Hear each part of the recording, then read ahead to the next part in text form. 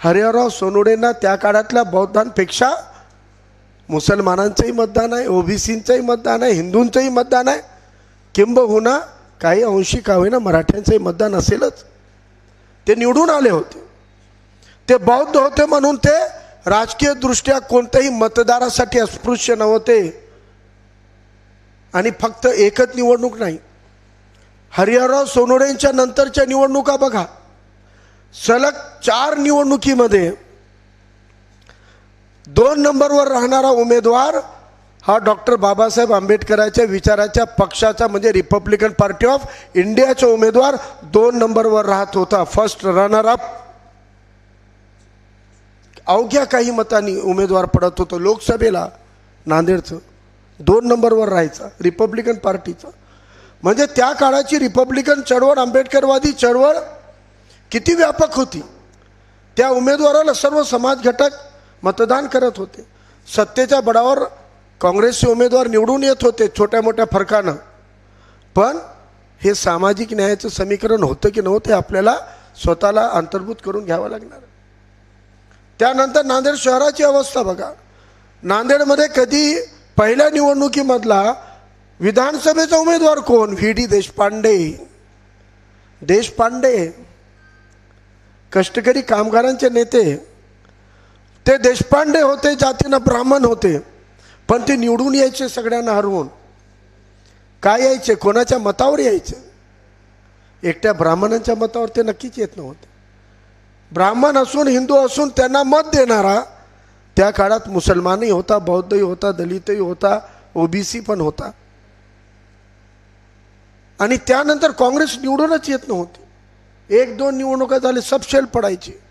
मग काँग्रेसनं डोकं लावलं, एक मुस्लिम उमेदवार उभा केला, सय्यद फारुक पाशा, आणि 62 मध्ये ते निवडून आले.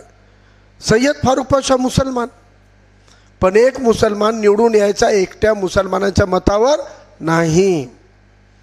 व्ही.डी. देशपांडेच्या विरोधात मुस्लिम लीगचा मुस्लिम उमेदवार राहूनही मुसलमान व्ही.डी. देशपांडेला मतदान द्यायचे.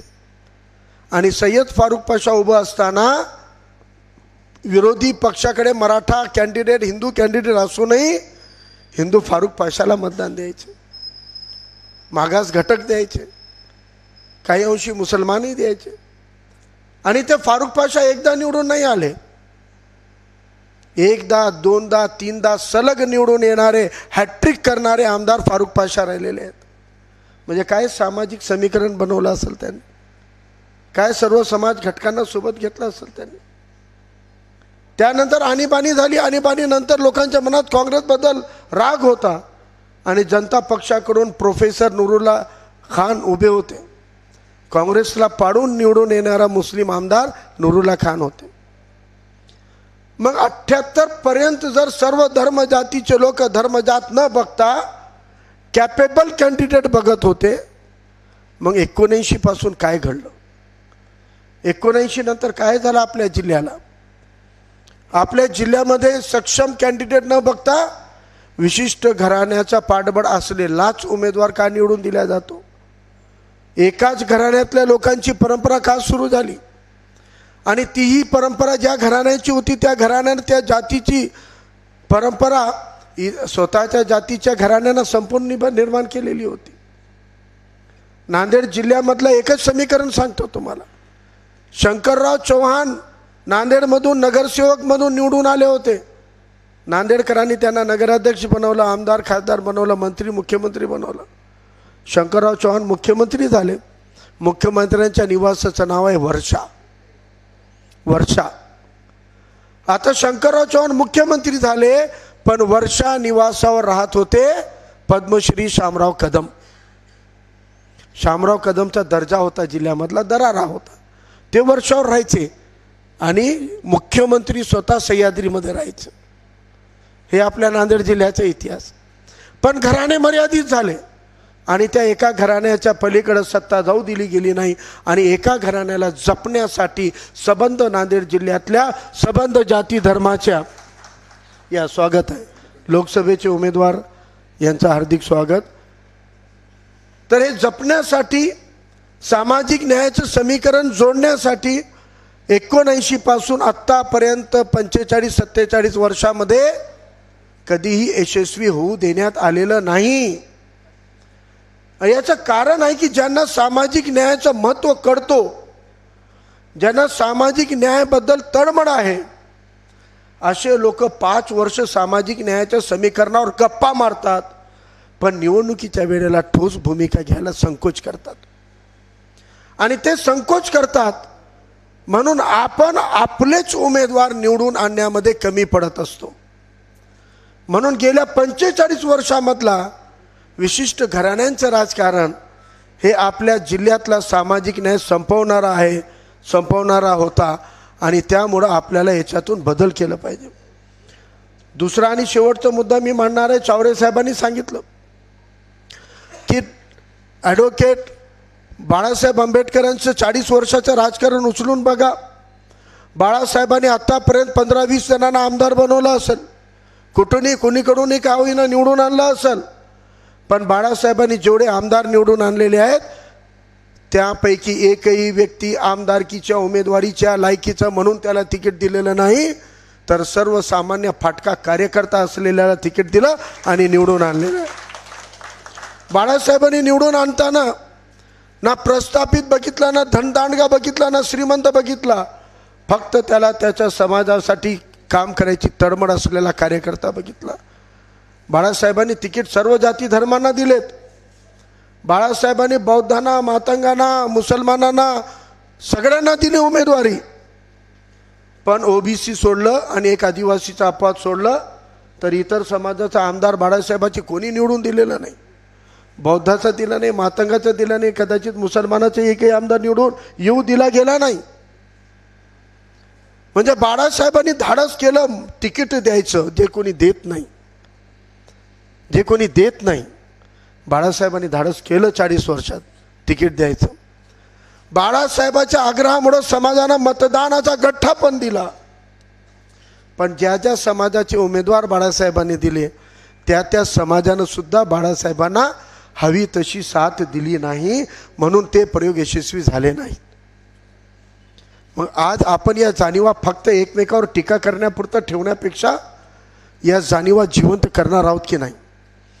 काल मला एका तालुक्यातून फोन आला व्यापारी मित्राचा, ते मला म्हणला अभिनंदन, म्हणला तुम्ही निवडून येणार आहोत म्हणला। मी म्हणलं कसं काय?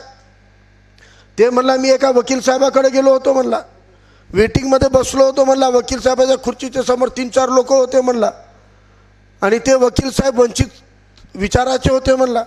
ते वकील साहेब समोर बसलेल्याला विचारले म्हणला, मुस्लिम माणसाला की काय बघ, नाही मुस्लिम माणसाने विचारलं म्हणला नांदेडचं काय आहे?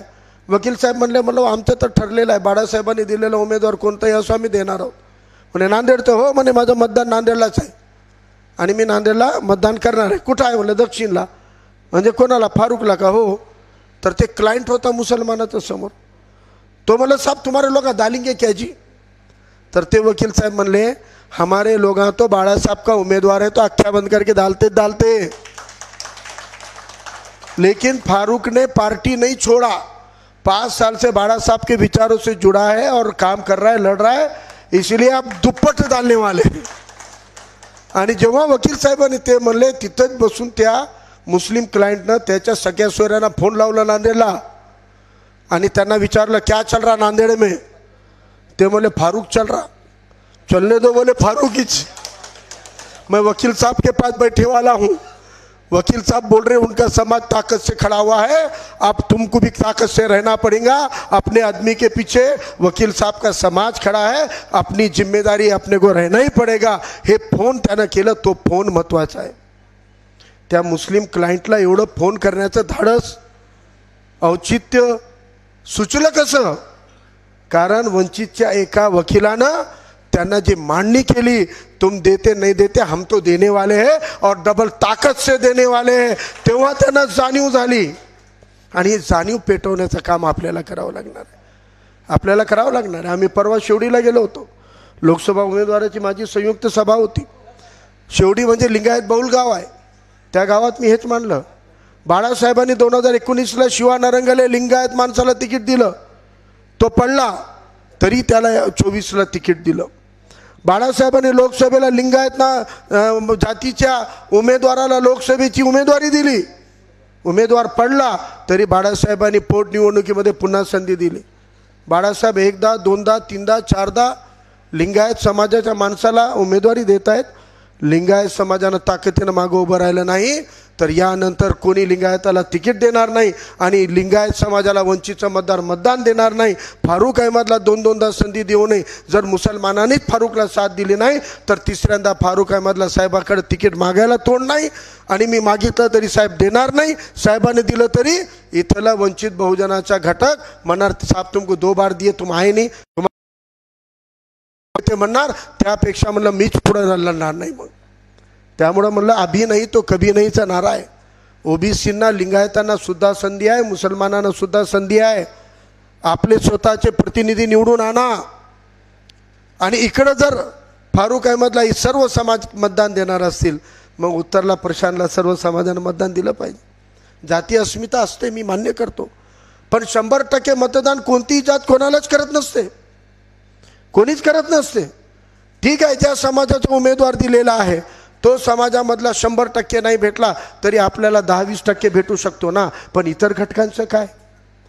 म्हणून आपल्याला उत्तरमध्ये सुद्धा काँग्रेसनं जी खेळी केलेली आहे कुठे न करता आत्तापर्यंत 47 वर्षामध्ये 79 पासून आजपर्यंत त्यांनी कधी मुस्लिमाला उमेदवारी दिली नाही.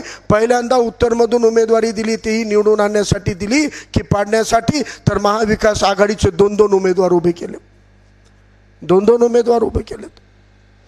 एकीकडे खोके घेतलेल्या सरकारचं बोके इथं बसलेलं आहे. त्यानं इथं प्रचंड पैशाच्या जादूनं सर्व समाजामध्ये पैशाची पेरणी करून मतं फोडण्याचं काम केलेलं आहे.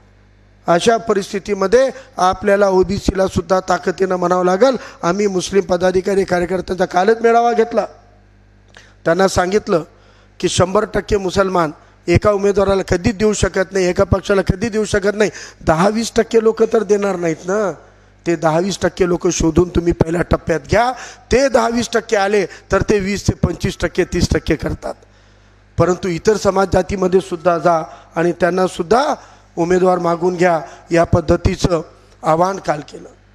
हे समीकरण आपल्याला एकमेकाला मतं देण्याचं करावं लागेल. आणि एकमेकाला मतं द्यायची असतील, एकमेकाचे मतं घ्यायचे असतील तर एकमेकावर विश्वास करावा लागतो. एकमेकावर विश्वास करायचा असेल तर एकमेकासोबत संवाद करावा लागतो. एकमेकासोबत संवाद करायचा असेल तर एकमेकासोबत व्यवहार करावा लागतो. व्यवहार आणि संवाद करण्याची आपली तयारी असेल, एकमेकासोबत आपण धर्मजातच्या पुढं जाऊन मैत्री करण्याची, मैत्री जपण्याची तयारी केली तर संविधानाला अपेक्षित समाज निर्मिती होऊ शकते. आणि जर अशा विचाराचा पक्षाचा उमेदवार निवडून आला तर तो संविधान अनुकूल समाज निर्मितीसाठी नक्कीच प्रयत्न करेल. आणि त्यासाठी आपल्या सगळ्यांना कडकडीची विनंती आहे, तुम्ही वकील आहात, आर्ग्युमेंटला उत्तर देता.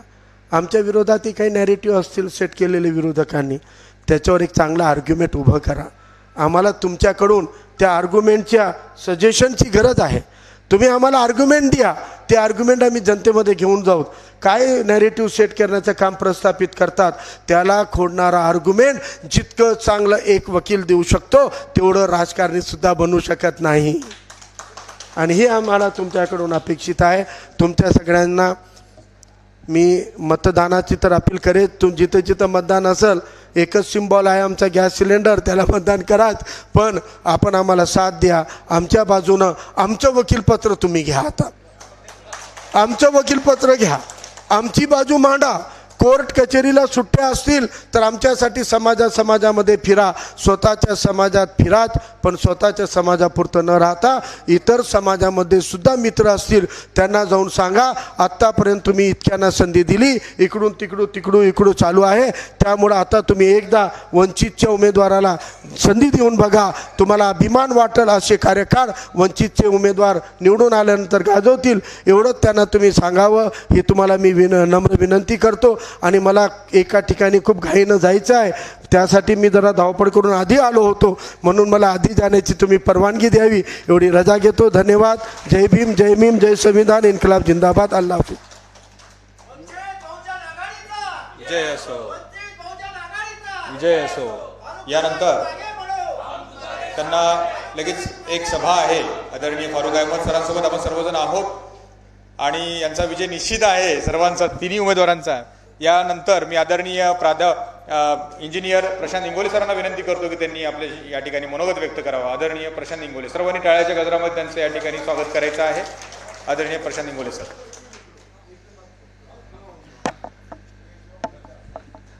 आज अभिवक्ता संघाची जी संवाद बैठक आहे त्या संवाद बैठकाला माझ्या सर्व वकील बांधवांना माझा संप्रेम नमस्कार, जय भीम, आदाब. मित्र हो, आपण सगळे सुज्ञ आहात. वकील बनल्याच्यानंतर आम्ही आमदार म्हणून जर सभागृहात गेलो तर आम्ही आपल्यासाठी काय करू शकतो याच्यासाठीच मी 2 शब्द बोलण्यासाठी थांबलेला आहे. मी जर वंचित बहुजन आघाडीचे आपण जर आम्हाला आमदार म्हणून पाठवलं तर पहिलं आम्ही वकिलांसाठी एक काम करू की जे नवीन वकील आहेत, जे नवीन लोक प्रॅक्टिस करतात, त्यांच्यासाठी पहिले 10 वर्ष शासनाने 25,000 ही स्टायपेंड दिली पाहिजे. याच्यासाठी आम्ही सभागृहात जाऊन काम करू. वकिलांच्या अनेक समस्या असतात, त्या समस्येसाठी तुमचा आमदार म्हणून, कारण इथं ॲडव्होकेट अविनाश भोशीकर हे सुद्धा वकीलच उमेदवार आहेत आणि मी पण सध्या स्टुडंट वकीलचा आहे. माझे 2 वर्ष कंप्लीट झाले, 3ऱ्या वर्षी मी पण तुमच्यासोबत वकील म्हणून येईलच. म्हणून माझ्या सर्व मित्रांना, माझ्या वकील मित्रांना विनंती आहे की आपण येणाऱ्या 20 तारखेला वंचित बहुजन आघाडीच्या गॅस सिलेंडर या निशाणीवर लोकसभेला आणि दक्षिण उत्तर विधानसभेला आपण मतदान करून आम्हाला खूप खूप मतांनी विजयी करावं. मित्र, आता कसं आम्हाला सभेच्या सगळ्यांनाच घाई झाल्यात. आता माझी